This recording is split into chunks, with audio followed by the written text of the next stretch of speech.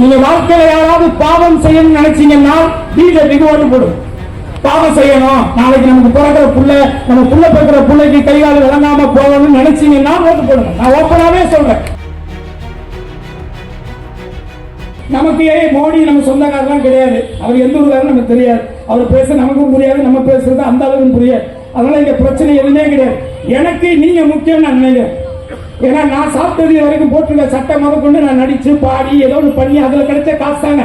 அப்ப அந்த காசை கொடுத்த நீங்க தானே. அதுக்காக சொல்றேன். அது என்ன போல ஒரு சின்ன நடிகனுக்கு இருக்கு, 200 கோடி சம்பளம் வாங்குற பெரிய நடிகருக்கு இருக்கணும்ல, அந்த உணர்வு இருக்கணும்ல. நம்ம கண்ணதிலேயே நம்ம அப்பாலாம் தலைவர் கலைஞர்கிட்ட தான் போய் நின்னாரு. அவர் மூலியமா தானே நம்ம எல்லாம் உருவானோம், வளர்ந்தோம். நம்ம பிள்ளையெல்லாம் அப்படித்தானே டெவலப் பண்ணி கொண்டு வந்தோம். இன்னைக்கு அந்த சித்தாந்தத்துக்கு எதிராகவே, தமிழர்களுக்கு எதிராகவே, தமிழருடைய நலனுக்கு எதிராகவே ஒரு மக்களால் உருவாக்கப்பட்ட, மக்களால் வளர்ந்து தன்னை இந்த நிலைமைக்கு கொண்டுட்டு வந்ததுக்கு பிறகு எல்லாரும் சொல்லிக்கிறாங்க 200 கோடி. நான் சொல்றேன், எந்திரன்கிற படம் எப்போ வந்துச்சு? ரஜினி சாருடைய படம் எந்திரன் படம். அந்த படத்துல ஐஸ்வர்யா ராய், ரஜினிகாந்த், ஏஆர் ரஹ்மான், சங்கர், அப்புறம் பாபி டானின்னு சொல்லி ஒரு ஹிந்தி நடிகர். அதுக்கு அடுத்து பெரிய சம்பளம் வாங்கின நடிகன் நான். 6வது பெரிய சம்பளம் நான் தான் வாங்கினேன் அந்த படத்துல. ஆனா அப்பொழுதுதான் நான் சார்ந்த மக்களுடைய அடிப்படை உரிமைகள் மறுக்கப்படுகின்ற உரிமைகள், மக்கள் தொகையின் அடிப்படையில் என் மக்களுக்கான இடஒதுக்கீடு போன்ற நிலைகளை வரையறுத்து அதற்காகத்தான் நான் இந்த முக்குளத்தோர் புலிப்படைங்கிற கட்சியை நான் ஆரம்பிச்சேன். இப்போ நான் பொருளாதார அதுக்கு பின்னாடி கீழே தான் விழுந்திருக்கேன். ஆனால் ஏதோ ஒரு 10 பேருக்காக நான் உண்மையா வேலை செஞ்சிட்டு இருக்கேன். ஒரு சின்ன சந்தோஷம் இருக்கு என் மனசுக்குள்ள. அப்ப அந்த அடிப்படையில் 200 கோடி ரூபாயை விட்டுட்டு ஒரு நடிகர் வர்றாரு, அவர் நினைச்சா ஆல்ரெடி தான் உங்ககிட்ட 2000 கோடி இருக்கேப்பா. 200 கோடி இருந்தா என்ன, இல்லாட்டி என்ன? இந்த இருக்கு என் போனு. இதுல ஒரே ஒரு அக்கௌண்ட் நம்பர் தான் HDFC பேங்க்ல இருக்கு. நம்பர் எடுத்து ஓபன் பண்ணிப்பார். அதிகபட்சம் ஒரு 50,000 ரூபாய் இருந்தா பெரிய விஷயம். 50,000 ரூபாய் சேவிங் வச்சுக்க தெரியல. 200 கோடி ரூபாய் வாங்குற வரையாண்டா எதுக்குறேன்னு எத்தனை பேர் கேட்டுருப்பாங்க. காசு இன்னைக்கு இருக்கு, நாளைக்கு போயிடும். அது இங்க பிரச்சனை இல்லை. பணம் 200 கோடியை இழந்து நான் மக்களுக்கு சர்வீஸ் பண்றதுக்காக நான் இழந்துட்டு வரேன். இல்லை, இவரே ஒரு சங்கீதம். நீங்க நல்லா புரிஞ்சுக்கங்க. இது பெரிய விளையாட்டு, இது ஒரு பெரிய கேம்.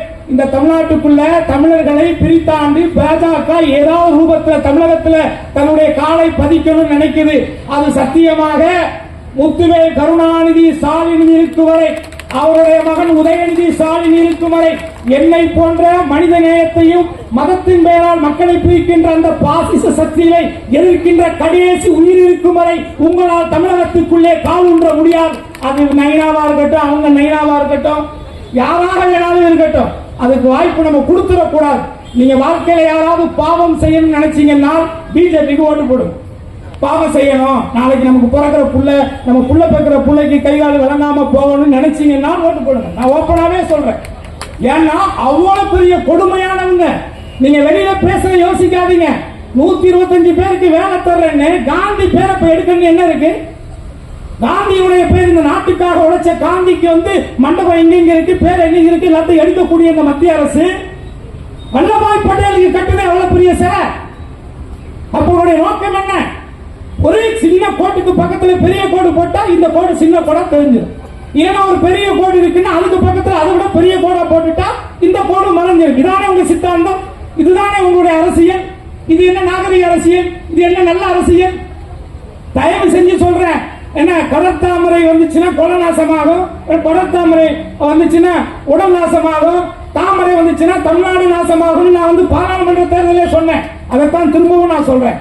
ஆகவே இங்க தேவை நமக்கு மக்களுக்காக வேலை செய்யக்கூடிய, மக்களுடைய நலன்களுக்காக யோசிக்கக்கூடிய, மக்களுடைய சந்ததிகளுக்கான திட்டங்களை யோசிக்கக்கூடிய ஒரு அமைச்சர், ஒரு முதலமைச்சர் வேணும். அந்த முதலமைச்சர் இந்தியாவிலே சிறந்த முதலமைச்சராக தன்னுடைய மக்களுக்கான செயல் திட்டங்களை தினந்தோறும் புதிதாக மகளிர் உதவித்தொகையிலிருந்து எண்ணற்ற திட்டங்களை கொடுத்துக் கொண்டே இருக்கக்கூடிய அருமை அண்ணன் தமிழகத்துடைய முதல்வர் மு.க. ஸ்டாலின் அவர்கள் தான் மீண்டும் முதலமைச்சராக வர வேண்டும் என்பது என்னுடைய விருப்பம் மட்டுமல்ல, ஒட்டுமொத்த தமிழருடைய விருப்பம், தமிழ்நாட்டினுடைய விருப்பம். இந்த நிலையில் அவர் வருகிறார், இவர் வருகிறார், எவர் வேண்டாலும் வரலாம் போகலாம், அது பெரிதல்ல. அவர் எந்த சித்தாந்தத்தோடு வருகிறார், எந்த உள்நோக்கத்தோடு வருகிறார்? 200 கோடியை இழந்து நான் வருகிறேன் என்றால் நான் சொல்லுகிறேன் 2 லட்சம் கோடி சம்பாதிப்பதற்காக வருகிறார். ஆனால் இங்கே எந்த கோடி பெரிசல்ல என்று நினைத்து வாழக்கூடிய, தியாக வாழ்க்கையை வாழக்கூடிய, மக்களுக்கான வாழ்க்கையை வாழக்கூடிய தமிழகத்துடைய முதலமைச்சராக மு.க. ஸ்டாலின் அவர்களும் அவருடைய புதல்வராக இருக்கக்கூடிய தளபதியாருடைய தளபதி அன்பு உதயநிதி ஸ்டாலின் அவர்கள் வருகின்ற ஒரு தருணத்தில் தான் நமது உரிமைகள், நமது எதிர்கால சந்ததிகள், இந்த தமிழ்நாட்டிற்கான பாதுகாப்பு, இந்த மாநிலத்துடைய சுயாட்சி சட்ட ரீதியாக பாதுகாக்கப்படும் என்பதை மட்டும் தயவு கூர்ந்து தாய்மார்களாகிய நீங்கள் உள்மனசுல வாங்கிக்கங்க. அதே நேரத்தில் கடந்த முறை அவருடைய பிறந்த நாள் நடந்து ரொம்ப நாளாச்சு. இருந்தாலும் நான் அப்ப எழுதின ஒரு கவிதை, உதயநிதி ஸ்டாலினுக்காக பிறந்த நாள் வாழ்த்து சொல்றதுக்காக எழுதினேன். அன்னைக்கு சேகர்பாபு மீட்டிங்ல நமக்கு பேசுறதுக்கு நேரம் இல்லாம போச்சு. அவருக்கு எழுதின அந்த கவிதையை மட்டும் நான் உங்களுக்காக படிச்சு காட்டுறேன். சனாதனத்தை பொசுக்கிய உதய சூரியன், சனாதனத்தை பொசுக்கிய உதய சூரியன் உதயநிதி, பாரத மாதா பங்காளிகளை பந்தாடிய பண்பாளன் உதயநிதி, காவி பேய்களை அடித்து நொறுக்கும் கருப்பு சிவப்பு உதயநிதி, சங்கியனும் வங்கிகளை இந்தியா முழுவதும் கதறவிட்ட திராவிட மதி என்ற உதயநிதி, கலைஞர் எழுதினார், முழங்கினார் மக்களுக்காக. அண்ணன் ஸ்டாலின் உழைத்தார், உழைத்துக் கொண்டிருக்கிறார் மக்களுக்காக.